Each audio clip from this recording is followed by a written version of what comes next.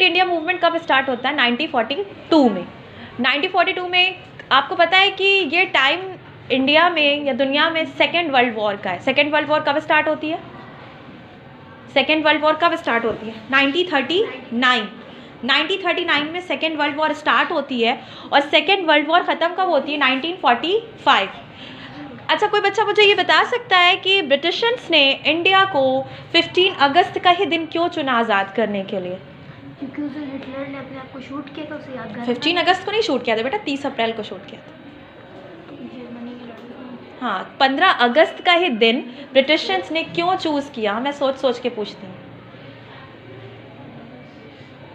बताइए। ब्रिटिशर्स ने 15 अगस्त का दिन इसलिए चूज़ किया क्योंकि आपको पता है जापान के 2 बहुत बड़े शहर हिरोशिमा नागासाकी, जी नाम सुना है? हाँ, इस पे न्यूक्लियर अटैक हुआ था। हाँ, सुना है ना नाम? तो किसने अटैक किया था न्यूक्लियर? अमेरिका ने अटैक किया था। और जापान ने 15 अगस्त 1945 को सरेंडर कर दिया था कि भाई मैं इस वॉर में पार्टिसिपेट नहीं करूंगा, क्योंकि उसके 2 शहर पूरी तरह से ख़त्म हो गए थे। कौन कौन से? Hiroshima, Nagasaki. 6 अगस्त, 9 अगस्त, वो 2 दिन जापान की हिस्ट्री में एकदम ब्लैक डे के तौर पे मनाया जाता है, क्योंकि ये वो 2 दिन थे जिसमें 2 शहर पूरी तरह से ख़त्म हो गए थे, हिरोशिमा और नागासाकी। इस वजह से 15 अगस्त को जापान ने कह दिया कि भाई मैं इस वॉर में पार्टिसिपेट नहीं कर रहा। इस दिन को और यादगार बनाने के लिए ब्रिटिशर्स ने 15 अगस्त 1947 को इंडिया को आज़ाद करने की सोची थी, और वही उसने किया। 15 अगस्त 1947 को हमें आज़ाद कर दिया। अच्छा, आपको पता है पाकिस्तानी 14 अगस्त को मनाते हैं, इंडिपेंडेंट, आज़ादी। एक्चुअल में हम दोनों सेम टाइम पे आज़ाद हुए। आज़ाद हम भी 15 अगस्त को ही हुए और वो भी 15 अगस्त को हैं, लेकिन वो मनाते 14 अगस्त को हैं। भाई उनका कॉन्स्टिट्यूशन, उनकी कंट्री, उनका लॉ है, वो जैसे भी मनाए, लेकिन आज़ादी हम दोनों को सेम टाइम पे मिली है। अगर मैं बात करती हूँ जो सेकेंड वर्ल्ड वॉर स्टार्ट होती है 1939 से 1945 के बीच में, तो 1942 वो मिड टाइम था इंडिया में, जो वॉर के बीच का टाइम था। अच्छा, आपको पता है जब वॉर होती है तो उससे इन्फ्लेशन, महंगाई बहुत तेज़ी से बढ़ती है, बहुत तेज़ी से बढ़ती है। और यहाँ पे तो मैटर वर्ल्ड वॉर का था। इंडिया डायरेक्टली ना फर्स्ट वर्ल्ड वॉर में पार्टिसिपेट कर रहा था, ना India directly second world war में पार्टिसिपेट कर रहा था।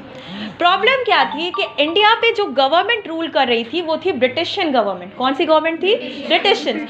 और डायरेक्टली फर्स्ट वर्ल्ड वॉर हो या सेकेंड वर्ल्ड वॉर, उसमें ब्रिटिशियन पार्टिसिपेट कर रहे थे, तो ना चाहते हुए भी इंडिया को पार्टिसिपेट करना पड़ रहा था, क्योंकि गवर्नमेंट किसकी थी यहाँ पे? ब्रिटिशियंस की थी। तो यहाँ से वो सोल्जर्स लेके जाते थे और उनको वहाँ पे वॉर में अपने सोल्जर्स के तौर पे, ब्रिटिशियन सोल्जर्स के तौर पे उनसे वॉर लड़वाते थे। यहाँ पे सबसे इंपॉर्टेंट चीज़, अगर मैं एक क्वेश्चन आपसे करूँ कि हमारी कंट्री में एक बहुत दिल्ली में फेमस बिल्डिंग है, जैसे मैं कह सकती हूँ फेमस जगह है, उसका क्या नाम है? India Gate. जी, इंडिया गेट क्यों बना है? इसके पीछे कुछ थॉट रहा होगा इंडिया गेट बनाने के पीछे? आपको फर्स्ट वर्ल्ड वॉर कब स्टार्ट होती है पता है? 1914 में। 1914 में फर्स्ट वर्ल्ड वॉर स्टार्ट होती है और वर्सराय ट्रेडी के साथ 1919 में फर्स्ट वर्ल्ड वॉर ख़त्म हो जाती है। वर्सराय ट्रेडी जो होती है जिसमें तय होता है कि भाई अब कोई वॉर नहीं होगी, लेकिन फिर से 1939 में सेकेंड वर्ल्ड वॉर हो जाती है। अभी तक सिर्फ 2 ही वर्ल्ड वॉर हुई है। कोल्ड वॉर चली, काफ़ी टाइम तक चली अमेरिका और रशिया के बीच में, वो अलग मैटर है, लेकिन वर्ल्ड वॉर आपकी सर कितनी हुई है? 2 वर्ल्ड वॉर हुई है। पहली हुई है 1914 से 1919 के बीच में, 1914 से 1919 के बीच में। सेकेंड वर्ल्ड वॉर आपकी होती है 1939 से 1945 के बीच में। तो जो आपका इंडिया गेट बनता है वो बनता है जो 50,000 सोल्जर्स इंडिया से, ब्रिटिश गवर्नमेंट लेके जाती है इंडिया से 50,000 सोल्जर्स को फाइट कराने के लिए, वॉर में उतारने के लिए, तो उनकी डेथ हो जाती है। तो उनकी याद के तौर पे, एक मोमेंटो के तौर पे इंडिया में क्या बनाया जाता है? India Gate. तो इंडिया गेट क्यों बनाया जाता है? क्योंकि फर्स्ट वर्ल्ड वॉर जो 1914 से लेके 1919 तक चलती है, उस बीच में ब्रिटिशर्स यहाँ से जो सोल्जर्स लेके जाते हैं इंडिया से, जो इंडियंस रहते हैं और वो वहाँ पे वॉर में उनको यूज़ करते हैं, उनसे फाइट कराते हैं, जिसके बाद उनकी क्या हो जाती है, डेथ हो जाती है, वो इंडिया वापस नहीं आ पाते, तो उनकी याद के तौर पे इंडिया में क्या बनवाया जाता है, इंडिया गेट बनवाया जाता है। सेकेंड वर्ल्ड वॉर की मैं बात करूँ, ये स्टार्ट होती है 1939 में। 1939 में जब ये वॉर स्टार्ट होती है और ये चलती है 1945 के बीच में। अब देखिए इसके बीच में 1942 का वो टाइम जो इंडिया में इन्फ्लेशन बहुत हाई, बहुत ज़्यादा, ब्रिटिश गवर्नमेंट यहाँ पे रूल कर रही थी, तो अपने अकॉर्डिंग वो सब चीज़ें चला रही थी। लेकिन 1942 का वो टाइम था जब कांग्रेस, आपको पता है कि इंडिया की आज़ादी में वैसे तो सबका एक बहुत ही अहम रोल है, लेकिन कांग्रेस जो 1885 में बनी, कांग्रेस कब बनी है, 1885 में कांग्रेस बनी है, और 1885 में जो कांग्रेस स्टैब्लिश हुई तो आज़ादी में उसका एक बहुत बड़ा रोल रहा है। मुस्लिम लीग भी बनी, 1906 में मुस्लिम लीग बनी। मुस्लिम लीग ने भी बहुत सारे यहाँ पे पार्टिसिपेट किए रेवोल्यूशन में, बहुत से जिसे कह सकती हूँ मैं आज़ादी के लिए कई सारे लॉ एक्ट बनाए। लेकिन अगर मैं बात करती हूँ, कांग्रेस का एक बहुत बड़ा रोल रहा है हमारे देश की आज़ादी, जो बनी है 1885 में। कांग्रेस कब बनी है, 1885 में बनी है, और इसका एक बहुत बड़ा रोल रहा है हमारी आज़ादी में। और आपको पता है गांधी भी कहीं ना कहीं, डायरेक्टली तो नहीं लेकिन इनडायरेक्टली, वो कांग्रेस से जुड़े थे, और उन्होंने 1942 में कहा था क्विट इंडिया। क्विट इंडिया यानी भारत छोड़ो। कौन भारत छोड़ेगा भाई, ब्रिटिशर्स छोड़ेंगे, इंडियंस तो छोड़ेंगे नहीं, क्योंकि भारत किसका है, इंडियंस का ही है ना। हमारे कॉन्स्टिट्यूशन में पहली लाइन क्या है, वी आर इंडियन, हम भारत के लोग। ये कॉन्स्टिट्यूशन किसके लिए है, हम भारत के लोगों के लिए, तो ये भारत किसका है, हम इंडियंस का है। देखो भारत ना, तो जो हमारा इंडिया है, नेहरू ने एक बहुत अच्छी स्पीच दी थी और वो लाइन मुझे बहुत पसंद आती है उनकी, जिसमें उन्होंने कहा था कि भारत ना तो इमारतों से बना है, ना यहाँ पे कोई ऐसी चीज़, या ना ये कल्चर से जाना जाता है। भारत सिर्फ और सिर्फ जाना जाता है किस चीज़ से, भारत के लोगों से। भारत बना किससे है, भारत के लोगों से बना है। यहाँ का कल्चर, यहाँ की बिल्डिंग्स, यहाँ का एनवायरनमेंट, ये सब इम्पोर्टेंट नहीं है। इम्पोर्टेंट सिर्फ क्या है, भारत के लोग इम्पोर्टेंट है। सबसे इम्पोर्टेंट क्या है, भारत के लोग। ये नेहरू की स्पीच थी, और नेहरू ने बिल्कुल सही कहा था कि कोई भी कंट्री वहाँ के लोगों से बनती है। वहाँ के लोग कैसे, उनका लिविंग स्टैंडर्ड कैसा है, वो कितने खुश हैं, हैप्पीनेस इंडेक्स में उनकी क्या कंडीशन है, ये बताती है कि वो कंट्री कितनी डेवलप है। वहाँ की बिल्डिंग्स या वहाँ का कल्चर नहीं बताता कि वो कंट्री कितनी रिच या डेवलप है। रिचनेस वहाँ की हैप्पीनेस से आती है कि कौन इंसान, वहाँ की पब्लिक कितना ज़्यादा खुश है।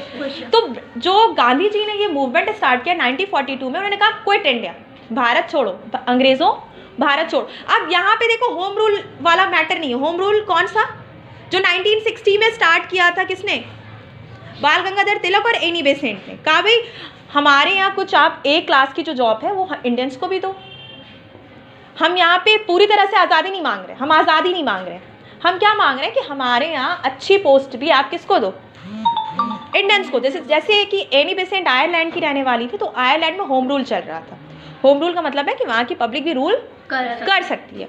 लेकिन अब 1942 वो टाइम था जब कांग्रेस के लीडर्स, गांधी और जितने भी लीडर्स जो काम कर रहे थे किसमें, आज़ादी के लिए, भारत की आज़ादी के लिए, जितने भी फ्रीडम फाइटर्स थे, उन सब ने एक ही, जिसे कह सकते हैं, स्लोगन अपनाया। और वो स्लोगन किसने, जो गांधी जी ने स्टार्ट किया था, वो था क्विट इंडिया, भारत छोड़ो। अब मुझे मतलब इंडियंस को अब कुछ नहीं चाहिए था, उन्हें सिर्फ क्या चाहिए थी, आज़ादी चाहिए थी, और उन्हें अब बस अपनी गवर्नमेंट चाहिए थी, अपना कॉन्स्टिट्यूशन चाहिए था, और वो ब्रिटिशर्स को इंडिया में बर्दाश्त नहीं कर सकते थे। तो 1942 में जो क्विट इंडिया मूवमेंट स्टार्ट हुआ, बहुत ज़्यादा लोग जेल भी गए, कांग्रेस की बहुत ज़्यादा लीडर्स को जान से मारा भी गया, मतलब बहुत कुछ हुआ, फांसी दी गई, बहुत कुछ हुआ। लेकिन जिसका रिजल्ट हमें 1947 को देखने को मिला कि हम आज़ाद हो गए।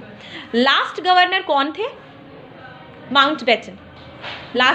Mountbatten, Lord Mountbatten. Last governor कौन थे, लॉर्ड माउंटबेटन। फर्स्ट गवर्नर कौन थे, Warren Hastings. Yes ma'am, Warren Hastings कौन थे, फर्स्ट गवर्नर थे, और लास्ट गवर्नर थे आपके Lord Mountbatten. Lord Mountbatten, LORD, Lord. और पहले इंडियन गवर्नर कौन थे, इंडियन, जब हम आज़ाद हुए कुछ ही टाइम के बाद, उसके बाद तो ये रूल खत्म हो गया, राम गोपालाचारी। कौन, राम गोपालाचारी, क्या, राम गोपालाचारी क्या थे, पहले आपके इंडियन गवर्नर थे, लॉर्ड जिसे कह सकते हो, इंडियन पहले गवर्नर थे राम गोपालाचारी, जो माउंटबेटन के बाद बनते हैं। उसके बाद गवर्नरशिप खत्म हो जाती है, क्योंकि हम जानते हैं हमारे इंडिया में कॉन्स्टिट्यूशन आ जाता है 1950 के टाइम में, और यहाँ पे क्या होते हैं, इलेक्शंस होते हैं और प्राइम मिनिस्टर ही सब कुछ माना जाता है। वैसे तो फर्स्ट सिविलियन कौन इंडिया का? प्रेसिडेंट फर्स्ट सिविलियन है, लेकिन प्राइम मिनिस्टर रूल यहाँ पे चलता है, क्योंकि प्रेसिडेंट और कैबिनेट मिनिस्ट्री के बीच में ब्रिज का काम कौन करता है? Prime minister. प्रेसिडेंट और कैबिनेट मिनिस्ट्री के बीच में एक ब्रिज का काम कौन करता है? Prime minister. तो यहाँ पे इनडायरेक्टली रूल कह सकते हैं हम किसका चलता है? Prime minister. इसलिए आप देखते हो कि जब यहाँ पे लोकसभा इलेक्शन होता है तो बहुत ज़्यादा आफत रहती है कि भाई लोकसभा में जो जीतेगा, प्राइम मिनिस्टर जो बनेगा, वही उसी के गवर्नमेंट के हाथ में क्या रहती है? पावर रहता है।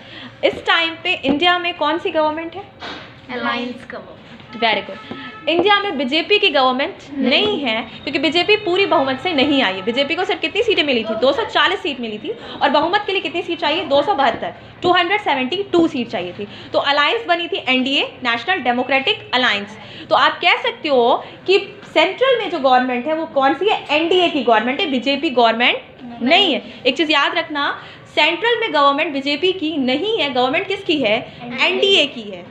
इससे पहले जो गवर्नमेंट थी वो बीजेपी की थी, क्योंकि उनको 272 से मैंडेट ज़्यादा मिला था। लेकिन इस बार क्या हुआ है?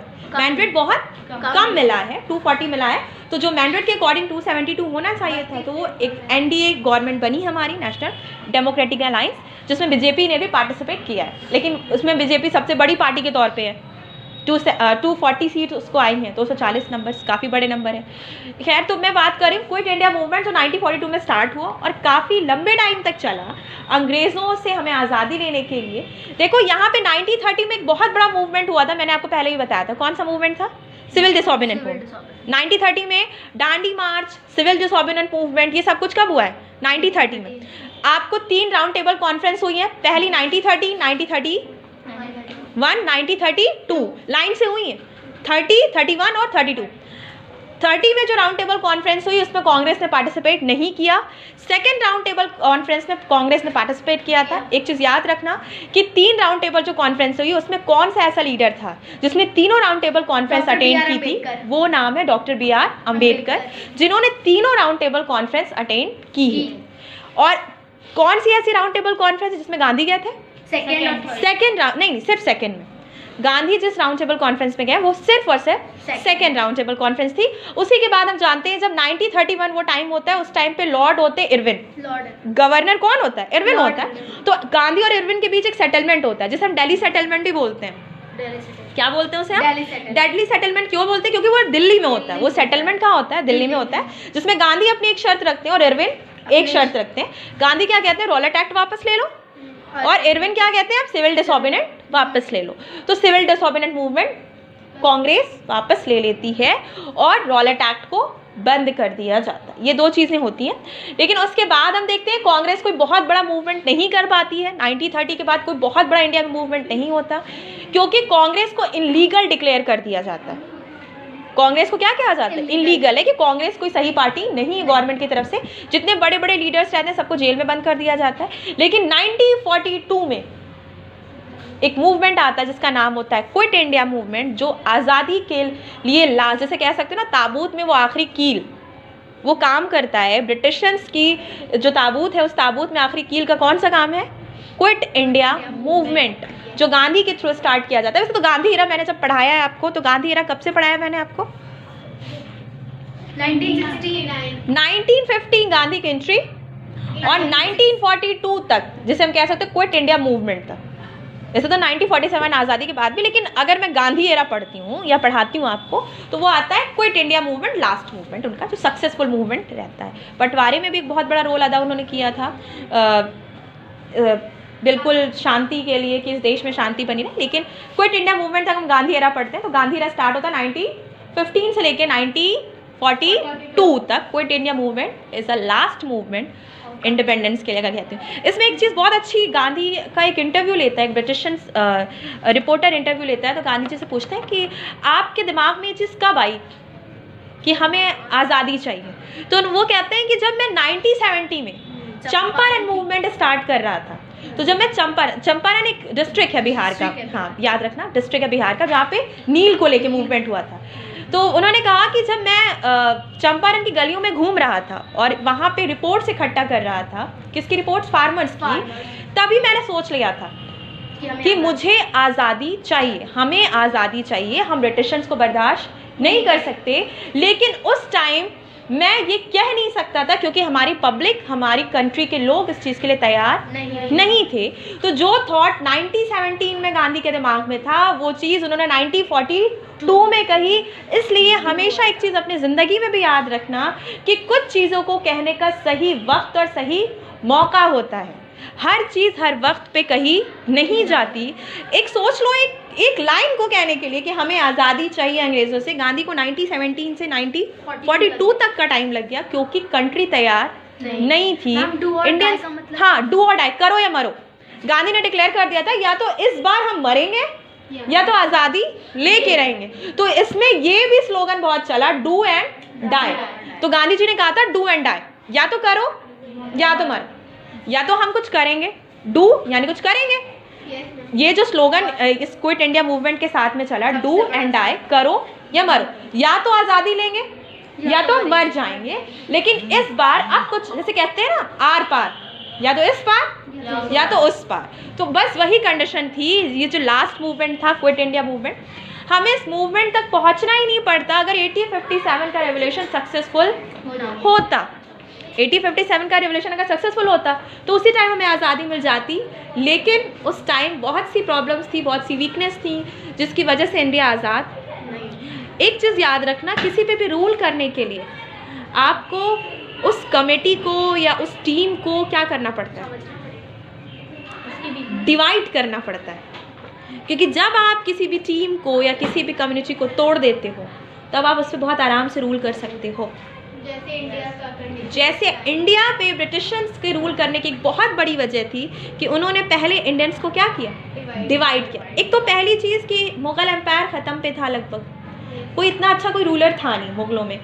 तो जो लास्ट रूलर मैंने कहा बहादुर शाह ज़फ़र सेकेंड, जो 1857 में थे, उस टाइम पे कंडीशन इतनी अच्छी नहीं थी ब्रिटिश इंडिया में मुग़ल्स की कि वो सही से रूल कर पाते। छोटी छोटी रियासतों ने अपने आप को इंडिपेंडेंट पहले से डिक्लेयर करके रखा था और वो सब अपना फ़ायदा चाह रहे थे।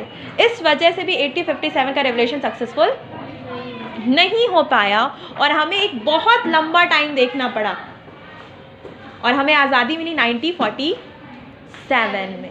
क्लियर? समझ में आ गया क्विट इंडिया मूवमेंट?